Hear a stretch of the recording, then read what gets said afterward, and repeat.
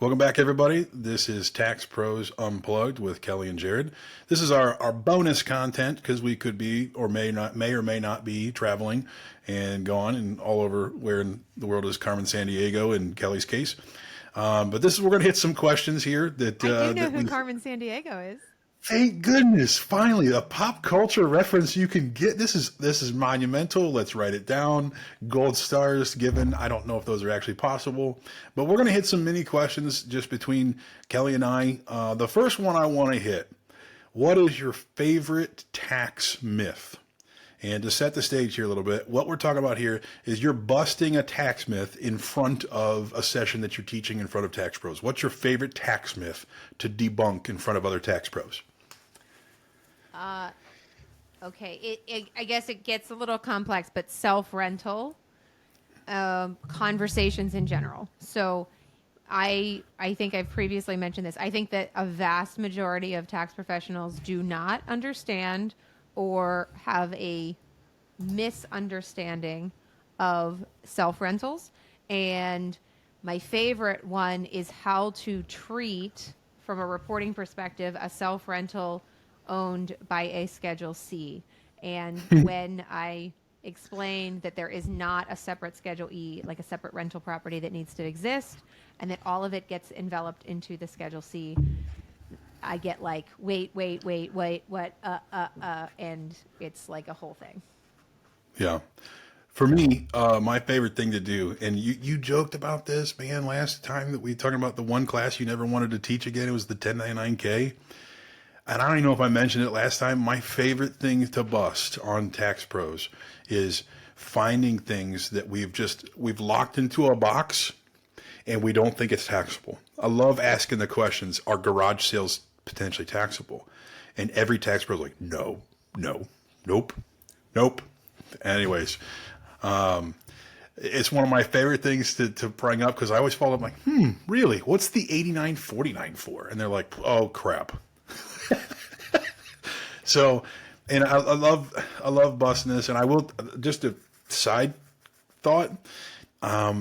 Probably one of the smartest attendees, and I think I've told you about this. His name's George, out of Indiana. The smartest attendee that I've ever met, the smartest tax pro I've ever met. I hit him with, "Is it possible to have too much basis? Is that ever a bad thing?" And he was like, "Nope, that's too much money, too much fun, whatever, too much, whatever. You can't have enough of it." But I hit him with something that was a scenario where you have too much basis, and he was like, "Holy crap!" He never thought about it that way. That's my favorite thing. So we'll move on. We'll digress here.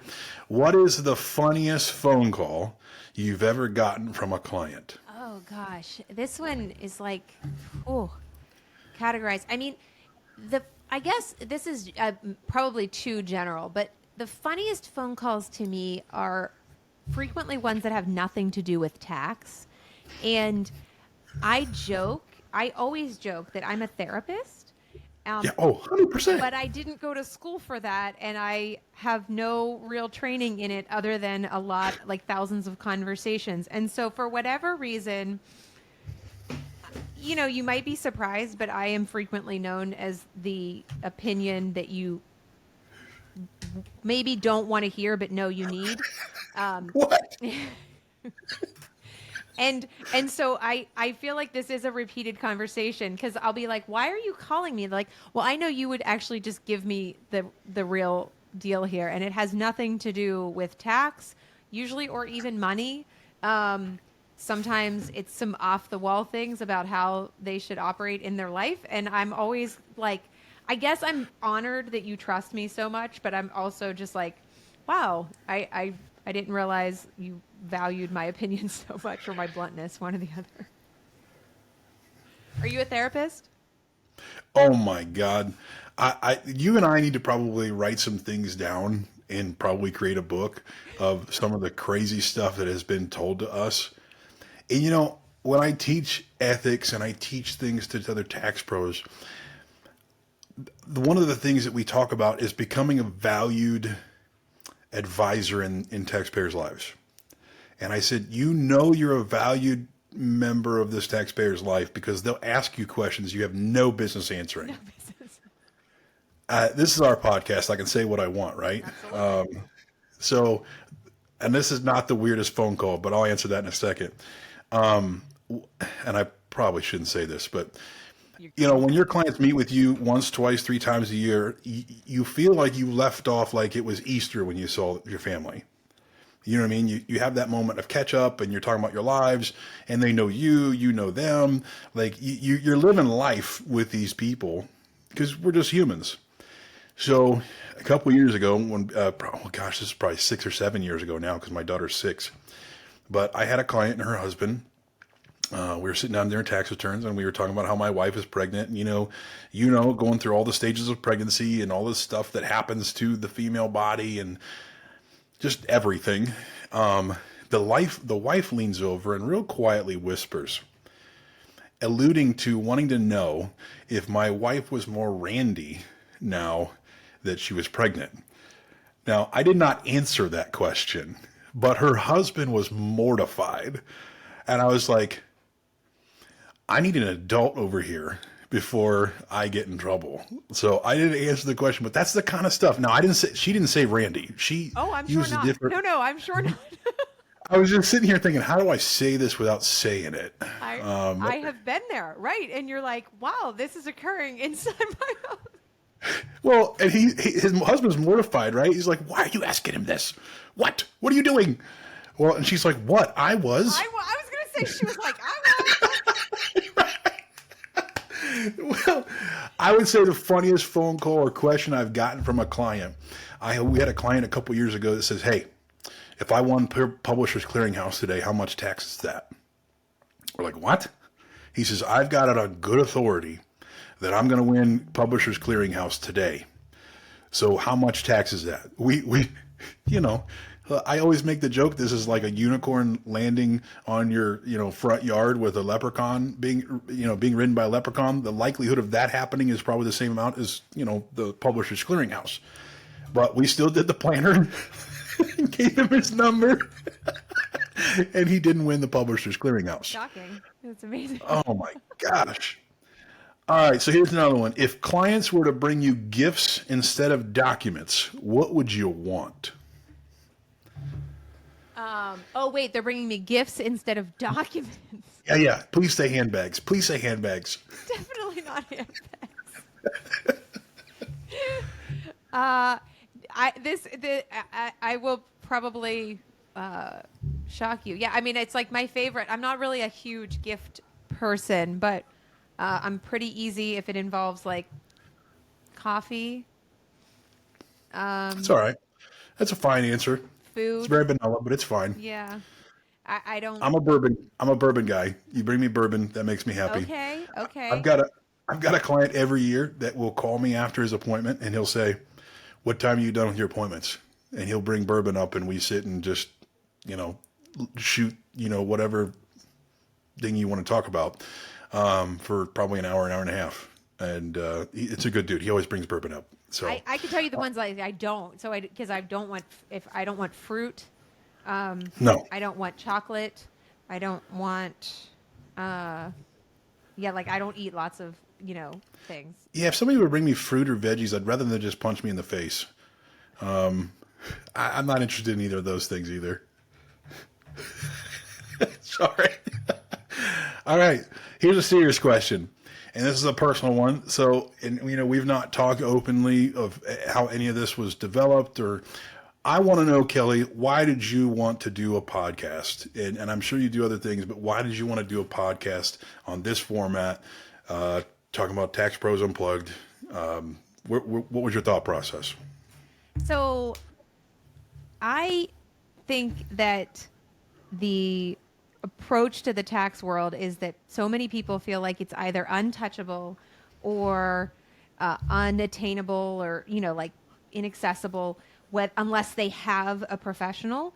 And so I actually really hoped that in talking about some stuff that I know, like we try not to get too heady, but there is so much to it, but that it just makes some people actually have some knowledge, even if they don't go to a tax professional, that they're getting good, solid advice from somebody who's inside the world, instead of short snippets from social media people that are like throwing very quick, untapped like snippets. And I know that's the social media world. Like you can get a, 30-second clip and take it out of context. But I really want to like pull back the hood on some of this. I think that's a lot of the tax code and understanding it should be accessible and not gate kept by people, or like you have to pay to do this. And so to me, this was a way to be like open, transparent, and have a little bit of fun, because we seem to have fun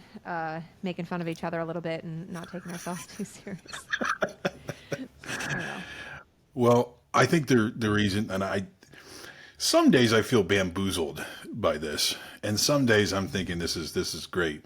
Prior to all of this, I was not a social media person. I'm not a Twitter, TikTok, Instagram. I didn't have any of that stuff, and I think for me it was, I know that there's a bunch of people out there talking about tax relevant stuff. Some of it good, some of it bad, some of it indifferent. I think that for me, it was more of a, you and I have a style of how we do things, how we talk to people. I think that for the most part, it's relatable. I think that it's one of those situations where I do feel like there's a potential chance that getting to know somebody that's approachable, that can ask a good question. I think this is my personal opinion. I don't like social media. And I don't like the idea that everybody has an opinion and everybody needs to be heard.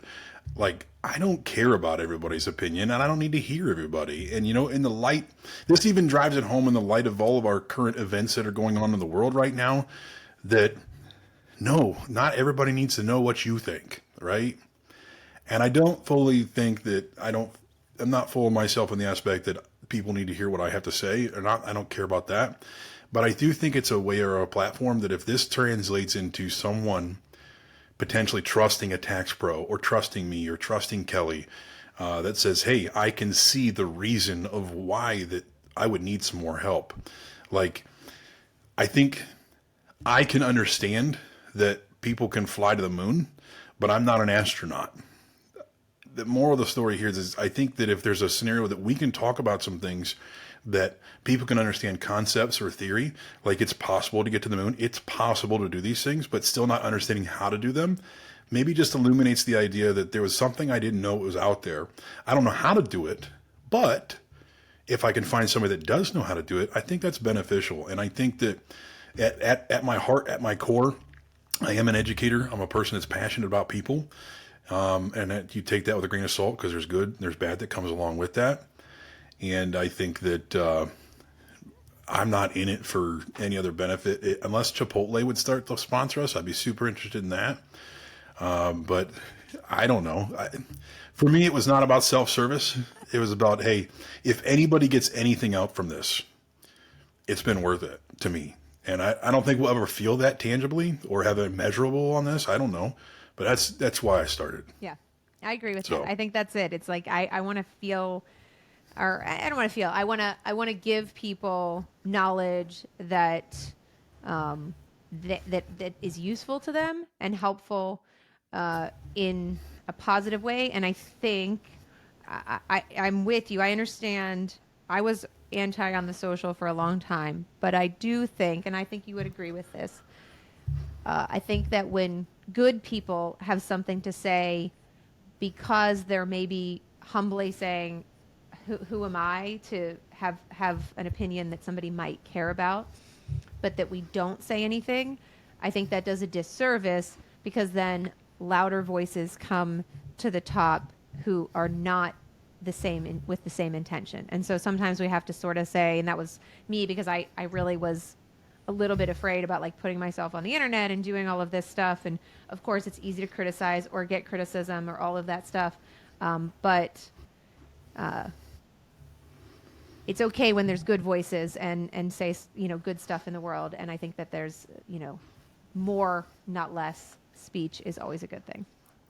I think it comes back to somebody said something that was pretty wise, wiser than me. It said life is about 90% reacting to 90% of the stuff you can't control and 10% of controlling what you can. I can't control what other people think about taxation. I can't control what other influences are out there. I can't control what misinformation's out there. What I can control is how I react to it, and I can control what I put out there. So that was my rationale on it. So I don't have any other weird questions to throw at you, unless that. I think somebody should start something like a mailbag that basically can send Kelly constant reminders to go see some of these movies that I've started to bring out and flesh out and have a conversation about that she is not. I hope some of her family members have listened to this, at least at the point where they're like, Kelly, we really need to get you to watch at least once per quarter. You and maybe take away your devices so you have to pay attention to it too. Because if you're anything like me, there's a little bit of distraction. If there's work that could be done, I'm probably going to do that too. I do like to work. Maybe on Sundays, which is my, day off, Sabbath day, that like I should. But I'm usually. All right. I wish we had a Sabbath day established in my household, but that feels like the day we catch up on anything that we couldn't accomplish. Yeah. It is what it is. So, well, thanks for tuning in. This has been Tax Pros Unplugged with Kelly and Jared. Don't forget to subscribe, like, chat, share, whatever the things that you're supposed to do in the old internet world. But we're glad that you're here, and we'll see you next time.